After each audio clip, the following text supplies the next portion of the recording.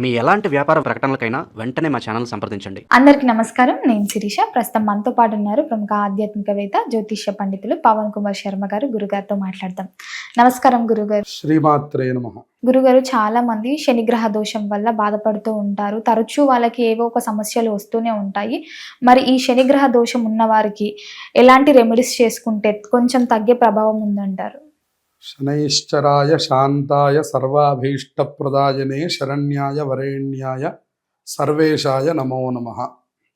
శని యొక్క అనుగ్రహము, శని యొక్క ఆగ్రహము రెండు అన్ని జాతకాల్లోనూ ఉండేటటువంటి నిత్యకృత్యమైనటువంటివి. శని అనుకూలిస్తే ఎటువంటి రాజయోగాలు పడతాయి, శని ప్రతికూలం చెందితే ఎటువంటి వాడు ఎట్లా అయిపోతాడని మనకి ఎన్నో పురాణాలు, ఎన్నో కథలు మనకి తెలియచేస్తాయి. ఉదాహరణకి హరిశ్చంద్రుడి కథ తీసుకోమని చెప్పారు. మనకి హరిశ్చంద్రుడు, సత్య హరిశ్చంద్రుడు అంటాం. సత్య హరిశ్చంద్రుడి యొక్క కథ శని యొక్క దోషమునకు చాలా దగ్గరైనటువంటి కథ. సత్య హరిశ్చంద్రుడు రాజుగా ఉన్నటువంటి వాడు కాటికాపరైపోయాడు, కటిక దరిద్రుడు, శని దోషం వలన.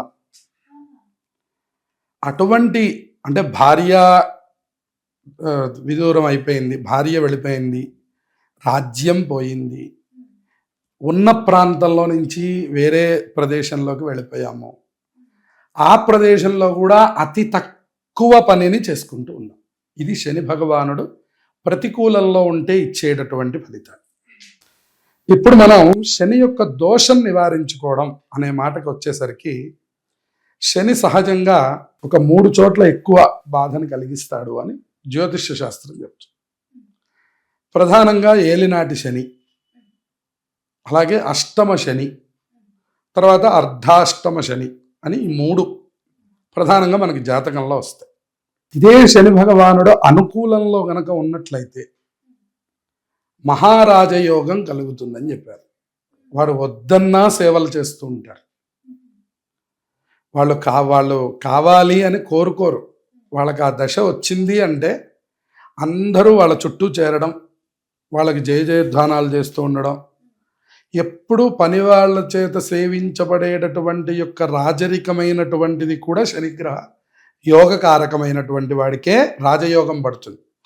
వాడి చుట్టూ 10 మంది ఉండాలి, 10 మంది మనం అడగకుండానే మనకు కావాల్సింది మన ఎదురుకుండా పెడుతున్నారు అంటే దాని అర్థం వాళ్ళకి శని యొక్క అనుకూలం ఉంది అని అర్థం. ఇప్పుడు మనం అనుకూలం ప్రతికూలం అంటే ఏంటనేటువంటిది మనకు అర్థమైంది. తర్వాత శని మహర్దశ, శని అంతర్దశ. జాతకంలో శని ఉన్నటువంటి యొక్క స్థానాన్ని అనుసరించి అసలు ఈ శని ఈ జాతకుడికి జీవితంలో ఎంతవరకు యోగిస్తాడు అనేటటువంటిది చెప్పమంటారు. వ్యక్తిగత జాతకంలో తప్పకుండా వ్యక్తిగత జాతక పరిశీలన తరువాతనే మనం ఈ యొక్క అసలు శని ఇతన్ని ఎందుకు ఎక్కువగా బాధిస్తున్నాడు, అలాగే ఇతనికి ఏ రేంజ్లో శని యొక్క బాధలు ఉన్నాయి, అంటే ఎంత పర్సంటేజ్ ఇతను ఇబ్బంది పడుతున్నాడు, ఎంత పర్సంటేజ్ సుఖంలో ఉన్నాడు అనేటటువంటిది కూడా మనం జాతక పరిశీలనలో చెప్పవచ్చు. సహజంగా ఈ ఏలినాటి శని వచ్చినప్పుడు కనుక శని జాతకంలో యోగకారకుడై ఉంటే వాడికి ఆ ఏలినాటి శనిలో శని భగవానుడు అన్నీ ఇస్తాడు. ఉదాహరణకి విద్యలో రాణింపు ఇస్తాడు, వెంటనే ఉద్యోగాన్ని ఇస్తాడు, వెంటనే వివాహాన్ని ఇస్తాడు. తొందరగా వివాహం అయిపోయిందంట. 23 ఏళ్ళేనండి, 24వ ఏడు వివాహం చేసేసారండి అంట. 1 ఇయరేనండి ఉద్యోగం చేసింది, 2 ఇయర్స్ కాలేదు అప్పుడే పెళ్లి చేసేసారంట. మన ఉదాహరణకి బీటెక్ అయి 21లో బీటెక్ అయితే మనకి ఉద్యోగం 21లో వస్తే 22, 23లకు వివాహాలు అయిపోతుంది. అటువంటి వాళ్ళకి శని యోగకారకుడుగా ఉన్నాడు అని అర్థం. ఏలినాటి శని జరుగుతోంది అని అర్థం. ఏలినాటి శని జరుగుతున్నా శని జాతకంలో యోగకారకుడుగా ఉన్నా ఇలా త్వరగా పనులన్నీ పూర్తయిపోతాయి. చక్కగా ఉద్యోగం రావడం, విద్యలో మంచి శ్రేణి రావడం. ఒకవేళ మంచి శ్రేణి రాకపోయినా ఇబ్బంది ఏం లేదు, అది మళ్ళీ చదువు స్థానాధిపతి ఎట్లా ఉన్నాడో చూడాల్సి వస్తుంది. దాన్ని బట్టి ఇక్కడున్నటువంటి ఈ శని యొక్క ప్రభావాన్ని మనం చెప్పాలి.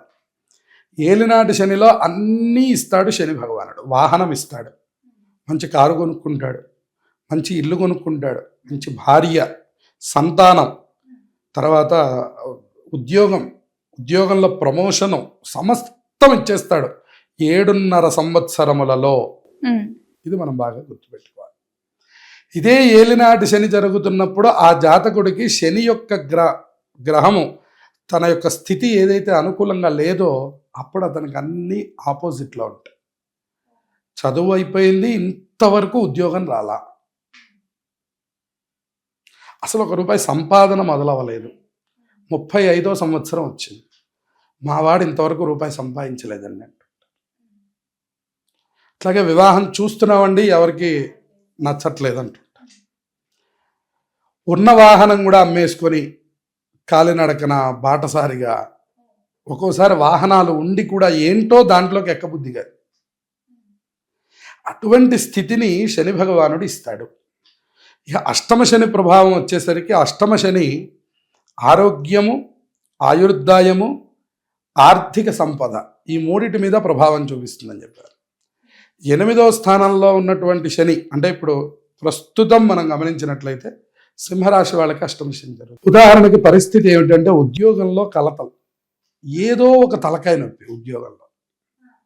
మీరు ఎంత అద్భుతమైన పర్ఫార్మెన్స్ ఇవ్వండి, వాళ్ళు ఏంటో నీ దగ్గర లోపం అంటూ ఉంటారు. అసలు నా గురించి ఒక్క పాజిటివ్ మాట కూడా మాట్లాడట్లేదు ఏంటి అనుకుంటాం. రెండోది, ఉద్యోగంలో బాగానే ఉంది కదా అనుకుంటే ఎప్పుడు శరీరంలో ఏదో ఒకటి, మొన్నటిదాకా జలుబు ఇబ్బందులు బాధ పెట్టాయనగానే ఏదో ఒక అనారోగ్యం, ఏదో ఒక రకంగా డాక్టర్ కన్సల్టెన్సీ ఉంటూ ఉండడం కొంచెం చిరాగ్గా ఉంటూ ఉంటుందన్నమాట హెల్త్ పరంగా. మూడోది ఆర్థిక పరంగా, డబ్బు వస్తూ ఉంటుంది, ఎప్పట్లాగానే ఖర్చు పెడుతూ ఉంటాం, తీరా మన దగ్గర చూసేసరికి డబ్బు ఉండట్లేదు. ఇక్కడ డబ్బు లేదండి అనలేరు సహజంగా ఈ సింహరాశి జాతకులు. దాంతో అవునని చెప్పలేక కాదని చెప్పలేక కొంచెం మనోవేదనకు గురవుతుంటారు. దీన్ని అష్టమ శని ప్రభావం కింద చెప్పారు. అర్ధాష్టమ శని వచ్చేసరికి ఏలినాటి శని ఎట్లాంటిదో అర్ధాష్టమ శని అట్లాంటిదని చెప్పారు. అంటే 7.5 సంవత్సరాల్లో ఉండే ఫలితాన్ని 2.5 సంవత్సరాల్లో ఇచ్చేస్తాడు. అందుకని అర్ధాష్టమ శని అనేటటువంటిది కొంచెం జాగ్రత్తగా ఉండవలసిన సన్నివేశం. ప్రస్తుతం మనం చూస్తే ధనుస్సు రాశి వాళ్ళకి జరుగుతుంది. మరి ఏంటి దీని యొక్క ప్రభావం అంటే స్థాన చలనం, తర్వాత ఆర్థిక ఇబ్బందులు. ఏ పని ప్రారంభించండి అది జరగదు, అది ఖచ్చితంగా జరగదు. ఏదో ఒక సిచ్యువేషన్ అక్కడి వరకు ఆగిపోవచ్చు. ఇలా మీరు ఒక 10 పనులు మొదలు పెడితే 10 ఆగిపోతాయి, 10కి 10 కూడా ఆగిపోతాయి. ఆర్థిక పరంగా ఇబ్బంది కలిగిస్తుంది. వాహనం వెళుతూ ఉంటే ఏదో ఒక రిపేరు, ఇక్కడ ఏదో ఇవాళ చేయించామనగా మళ్ళీ 2 రోజుల్లో, అట్లా మనకి ఏదో తరచుగా దాని మీద ఖర్చు పెట్టవలసి వస్తుంది. దాని మీద కొంచెం మనకు విసుగు కలుగుతుంది. అలాగే ఇంటి వాతావరణం, మనం ఏం మాట్లాడకపోయినా మన మీద నిందలు, మనం ఏదో మాట్లాడామనే అభూత కల్పన, ఏం మాట్లాడకపోయినా మనం సహజంగానే మాట్లాడాం కానీ దాన్ని నిందాత్మకంగా పెద్ద చేయడం, అసలు అట్లా అనడం తప్పు అనడం, అందరూ కలిసి మన మీద మాట్లాడుతూ ఉండడం, ఇది కొంచెం మానసికమైనటువంటి ఇబ్బందులకు గురి చేస్తుంది. మన ప్రమేయం లేకుండా మనం మాట పడతాం. ఇది అర్ధాష్టమ శని ప్రభావం అని చెప్పారు. శని మహర్దశ వచ్చింది, శని అంతర్దశ వచ్చింది అంటే కూడా ఈ రకమైన ప్రభావాలు ఉంటాయి. మొత్తం మీద మనం శని యొక్క స్థితిని తెలుసుకోవాలంటే వ్యక్తిగత జాతకాన్ని పరిశీలన చేస్తే కానీ శని ఫలితాన్ని మనం పూర్తిగా చెప్పలేము. ఏ స్థానంలో ఏంటి, ఎక్కడున్నాడు అనేటటువంటి దాన్ని బట్టి మనం శనితో బాధపడుతున్నాడు అని గుర్తించడానికి కూడా ఒక్కొక్కటి కోల్పోవడం ద్వారా మనం గుర్తించవచ్చు. ఉదాహరణకి ఇంతకుముందు వచ్చినప్పుడు మంచి బైక్ ఉందండి, మరి ఈసారి పాపం బైక్ మీద కూడా రాలేదంటే ఏదో ఇబ్బంది పెడుతున్నాడు. లేదు, మొహంలో కళ తగ్గిపోతుంది, ఎప్పుడు ఎనర్జీగా అందరినీ నవ్విస్తూ చక్కగా ఉండే మనిషి ఉన్నట్టు డల్ అవుతాడు. దాన్ని చూసి మనం గుర్తుపట్టవచ్చు ఈ అబ్బాయికి ఏదైనా కొంత శని ప్రభావం ఉంది. ఇక మూడవ అంశం, ఎవరితో మాట్లాడినా వారితో ఇంత గొడవ ఏర్పడుతుంది. మనం ఎవరితో అయినా మాట్లాడేటప్పుడు మన మనస్సు మనకి నువ్వు చేసేది కరెక్టే అని చెప్తూనే ఉంటుంది, మనం చెప్పింది కూడా మంచి మాట, కానీ ఎదుటి వాళ్ళకి అది చెడుగా అర్థమవుతుంది, గొడవ అవుతుంది చిన్న విషయాలకు కూడా. అది ఒకళ్ళతో కాదు, ఒకళ్ళతో అయితే మనం ఆ వ్యక్తి వరకు వదిలేస్తాం. మీరు ఎవరిని కదిలించండి కొంచెం అదే వాతావరణం కనపడుతుంది. దీన్ని కూడా కొంత శని ప్రభావం కింద మనం చెప్పుకోవచ్చు. మరి గురుగారు ఎలాంటి రెమెడీస్ చేసుకుంటే బాగుంటుంది అంటారండి? వీళ్ళు కొంత శనివారం నియమాలు పాటించాలి.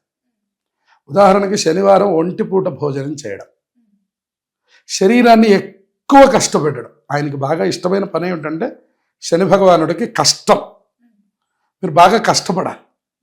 మీరు బద్ధకంగా ఇంట్లో పడుకున్నారా, ఆయన ఎక్కువ మిమ్మల్ని ఆకర్షిస్తాడు. ఆయనకి ఇష్టం మనం లేచి కాలినడకన చెప్పులు లేకుండా దేవాలయానికి వెళ్ళాలి. చెప్పులు లేకుండా ఎక్కువ తిరగాలి. చెప్పులు దానం చెయ్యాలని చెప్పాడు. ఓ నలుగురికి చెప్పులు కొనివ్వండి. ఇప్పుడు ఉదాహరణకి ఇక్కడ ఎండాకాలం జరుగుతుంది. ఎండాకాలం ఎవరికైనా కష్టం. మధ్యాహ్నం 1 గంటకి నడిచి వెళ్ళాలి. పాప ఈ ప్రాంతాల్లో ఉండేవాళ్ళు ఈ సిగ్నల్స్ దగ్గర మనం పెద్ద పెద్ద వాళ్ళందరూ చూస్తూ ఉంటాం. వాళ్ళకి చెప్పులు కూడా ఉండవు. పాప ఓ 4 జతలు చెప్పులు దగ్గర పెట్టుకొని చెప్పులు దానం చేస్తే శని భగవానుడి యొక్క అనుగ్రహం కలుగుతుంది. అలాగే కుక్కలకి ఆహారం వేయడం. కాస్త 7, 8 దాటిన తర్వాత శనివారం పూట, ప్రతి శనివారం సాయంత్రం పూట కుక్కలకి ఆహారం వేయండి బాగా. ఎప్పుడైతే రోడ్డు మీద ఉండే కుక్కలు, మీ ఇంట్లో మీరు పెంచుకొని పైకెత్తుకునే కుక్కకి చేస్తే ఏం ప్రయోజనం లేదు. రోడ్డు మీద ఏ సంబంధం లేకుండా తిరుగుతూ ఉన్నటువంటి కుక్కలకు కనుక మీరు ఆహారం అందిస్తే శనిదోష నివారణం కలుగుతుంది. 3వది, నవగ్రహ ప్రదక్షిణలు చేయండి. ప్రతి శనివారము 19 సార్లు నవగ్రహ ప్రదక్షిణం చేయండి. దాని ద్వారా శని దోషాన్ని తగ్గించుకోవచ్చు. ఇక 4వది, ప్రతి శనివారము కూడా వెంకటేశ్వర స్వామి వారి గుడికి మానకుండా ఉదయం పూట వెళ్ళాలి, సాయంత్రం పూట శివాలయానికి వెళ్ళాలి. ఎందుకని పొద్దున వెంకటేశ్వర స్వామి, ఉదయం వెంకటేశ్వర స్వామి వారికి చాలా ప్రీతికరమైనటువంటి. మీరు చూడండి, మిగతా ఏ దేవతలకి సుప్రభాతం మీద అంత పెద్ద పట్టుండు, కానీ మీరు సుప్రభాతం అనే విషయం వచ్చేసరికి మీకు మొట్టమొదట ఎవరు గుర్తొస్తారు? విష్ణుమూర్తి గుర్తుకొస్తారు. అంతే. అది ప్రభాత సమయంలో ఉండేటటువంటి యొక్క ఎనర్జీ మొత్తం విష్ణుమూర్తి, వెంకటేశ్వర స్వామి వారు. మనకి ఉదయం పూట ఎనర్జీ కావాలంటే కూడా విష్ణు సంబంధమైన ఆరాధనని చేయమన్నారు. మీకు సాయంత్రం ప్రదోషం అయ్యేసరికి ఈశ్వరుడు యాక్టివేట్ అయిపోతాడు. ఇక ఆయన భూత ప్రేత పిశాచాలన్నిటి మీద ఆయనకి పట్టు. అలా ఆయనకి పగలు పట్టు లేదండి, ఈయనకి రాత్రి పట్టు లేదండి అని చెప్పను. అన్ని వేళలా ఉంటుంది. కానీ వీళ్ళకి ఉండే గొప్ప కాలాలు ఉంటాయి కదా, ప్రతిదానికి ఒక కాలం ఉంటుంది. ఆ కాలంలో పనిచేస్తే మనం ఇంకొంచెం ఎక్కువ బాగుంటుంది, ఫలితాన్ని పొందుతాం. ఉదాహరణకు ఒక టాబ్లెట్ వేసుకోవాలనుకోండి, నిద్రమత్తుగా ఉండవలసిన నిద్ర సంబంధమైనటువంటి టాబ్లెట్ మనం ఉదయం 10 గంటలకు వేసుకోకూడదు. దానికి ఒక కాలం నిర్ణయించాం. అది మనం రాత్రి భోజనం అయిపోయి 10:30, 11 గంటలకు సెల్లు కూడా పక్కన పెట్టామన్నాక టాబ్లెట్ వేసుకుంటే ఒక 15 గంటలో నిద్రపోతాం. అట్లా ప్రతిదానికి ఒక కాలం ఉంది. కాలం అని చెప్పినటువంటి సమయం ఇదన్నమాట. అందుకని శనివారం పూట ఉదయమేమో విష్ణుమూర్తి వెంకటేశ్వర స్వామి వారి దేవాలయానికి వెళ్ళడం, సాయంత్రం పూట ఏమో శివాలయానికి వెళ్ళడం. ముఖ్యమైనటువంటి విషయం ఏమిటంటే, ఎవరు నేను చెప్పినటువంటి ఈ విషయాల్లో బాధపడుతున్నారో, అంటే మనం కొన్ని విషయాలు చెప్పాం కదా, ఎదుటి వాళ్ళతో గొడవ పడుతున్నట్టుగా ఉండడం, ఆర్థిక సమస్యలు వస్తూ ఉండడం, అట్లాగే ఇటువంటి సమస్యలు, ఆర్థికంగా ఇబ్బందులు, మరి ఉద్యోగాదుల్లో సమస్యలు ఎవరికి ఏర్పడుతున్నాయో వాళ్ళు మాత్రం చెప్పులు లేకుండా దేవాలయానికి నడుచుకుంటూ రోడ్డు మీద వెళ్ళండి. దాని ద్వారా శనిదోషం పరిహారం కలుగుతుంది. ఈ విధంగా మనం చెప్పినటువంటి ఈ 5 రెమెడీస్ ఎవరు పాటిస్తున్నారో, అలాగే శనికి తైలాభిషేకం. అయితే ప్రతి శనివారము తైలాభిషేకం చేస్తారు కొన్ని దేవాలయాలు. తైలాభిషేకం కూడా చేయించండి శనికి. మిగతా అన్ని పూజల కంటే కూడా తైలాభిషేకం చేస్తే శని తొందరగా ప్రీతి చెందుతాడు. గురుగారు, ఈ తైలాభిషేకం ఓన్లీ శని గ్రహానికే చేయాలా, మిగతా గ్రహాలకు కూడా చేయాలా? లేదు, ఓన్లీ శనికి మాత్రమే. అది కూడా మనకి రామాయణంలో వరం ఇచ్చారు. రామాయణంలో శని భగవానుడు ఆంజనేయ స్వామి వారి దగ్గరికి వెళ్తాడు. అయ్యా, నిన్ను పట్టవలసిన సమయం నాకు వచ్చింది, నువ్వు చెప్తే నా డ్యూటీ నేను మొదలు పెడతానంటాట. ఉండవయ్యా, నేను రాముడి సేవలో ఉన్నాను, అప్పుడు వారధి నిర్మాణం జరుగుతుంది, రాముడి సేవలో ఉన్నాను కాబట్టి తప్పకుండా నేను నీకు టైం ఇస్తాను, అప్పుడు నువ్వు నీ డ్యూటీ నువ్వు చేద్దు కానీ. ఆయన అన్నట్టు అట్టెట్ట కుదురుతుంది, ఎవరి టైం వస్తే శివుడే నాకు టైం ఇచ్చినవాడు, నువ్వు ఇవ్వవేంటన్నాడు. ఆయన అన్నట్ట నేను రామకార్యంలో ఉన్నాను, నువ్వు నన్ను దయచేసి ఇబ్బంది పెట్టద్దు, రామకార్యం అయిపోయాక నేను నీ దగ్గరికి వచ్చి లొంగిపోతా. ఆ శని వినలేదు. ఆయన తన యొక్క వాలమునకు చుట్టి, తోకతో చుట్టి ఆ వారధికి వేసి అటు ఇటు కొట్టేశాడు శని. ఇప్పటికి 3 సార్లు చెప్పినా 4 సార్లు చెప్పినా ఆయన వినకపోవడం చేత శని భగవాను అటు ఇటు కొట్టాడు. ఒళ్ళంతా నెత్తురైపోయింది, రక్తం వచ్చి ఒక్క విసిరాట. అందుకనే రామేశ్వరం వెళ్ళినా శనీశ్వరం తప్పలేదంట. అవునా, సామెత కూడా ఉంది. అది విసిరి వేసేసరికి ఆయన వెళ్ళి రామేశ్వరం దగ్గర అక్కడ ఆ మొదట్లో ఆ ఒడ్డును పడ్డాట. పడితే ఆయన వెళ్ళి ఈశ్వరుని ప్రార్థించాట. ఇది ఎక్కడ ఈ చిత్రం, నా పని వచ్చింది కదా అని నేను ఆయన్ని కదిలిచ్చాను కదా, మరి ఎందుకు నాకు ఇట్లాంటి స్థితి కలిగిందంటే, రామ కార్యంలో ఎవరు ఉన్నా, రామ భక్తుడుగా ఎవరున్నా, రాముల వారి సేవ ఎవరు చేస్తున్నా, రామనామం ఎవరు జపిస్తున్నా, నువ్వు వాళ్ళ జోలికి వెళ్తే నీకు ఇలాగే జరుగుతుంది. అప్పుడు మళ్ళీ దేవతలందరూ వచ్చి శని భగవాను అలా చేయడం కూడా తప్పు కదా, డ్యూటీలో ఉన్న ఆఫీసర్ని చేయి చేసుకోవడం మన గవర్నమెంట్లో ఎంత తప్పో, మరి శనిని అలా కొట్టడం తప్పు కదా అంటే వెంటనే ఆయనకి తీసుకొచ్చి నువ్వుల నూనె రాశారట. ఇదివరకేంటి, ఇప్పటికి కూడా మనకి ఆయుర్వేదంలో మీరు వెళితే దెబ్బలకి నువ్వుల నూనె రాస్తారు, వాపు వస్తే నువ్వుల నూనె రాస్తారు. నువ్వుల నూనె వేడి వల్ల పుండు త్వరగా తగ్గిపోతుంది. ఆ ఔషధంతో అతని శరీరం మీద మొత్తము నువ్వుల నూనెతో ఇట్లా మొత్తం నింపారట. నింపితే అతి త్వరగా ఆ దెబ్బలన్నీ మానిపోయినాయట. అప్పటి నుంచి ఆయనకి ఒంటికి స్థితిని కలిగించినటువంటి, అంటే సంతోషాన్ని కలిగించిన నువ్వుల నూనె ఆయనకి అత్యంత ప్రీతికరమైపోయింది. అందుకని ఆ నువ్వుల నూనెతో ఎవరు అభిషేకం చేస్తారో వాళ్ళ పట్ల ప్రసన్నుడవుతాడో శని భగవానుడు. అందులో విశేషించి ఆంజనేయ స్వామి వారి గుళ్ళో ఉన్న శని భగవానుడైతే ఇంకా చాలా తొందరగా ప్రసన్నుడవుతాడని. అందువల్ల ఈ తైలాభిషేకాన్ని కూడా జరిపించుకోండి. కాళ్ళకి చెప్పులు లేకుండా దేవాలయానికి వెళ్ళండి, చెప్పులు దానం చేయండి, కుక్కలకి ఆహారాన్ని అందించండి, అలాగే ప్రతి శనివారము ఉపవాసం ఉండండి. వీటి ద్వారా మీరు శని దోష పరిహారాన్ని చేసుకోగలుగుతారు. ఇంకా ఎవరైనా సందేహాలు ఉన్నవాళ్ళు, వ్యక్తిగత జాతకం తెలుసుకోవాలనుకున్న వాళ్ళు మనల్ని సంప్రదించండి. గురుగారు, మొత్తం మీద మాకున్న చాలా సందేశాలను అన్నిటిని వృద్ధి చేసినందుకు ధన్యవాదాలండి. శుభమస్తు.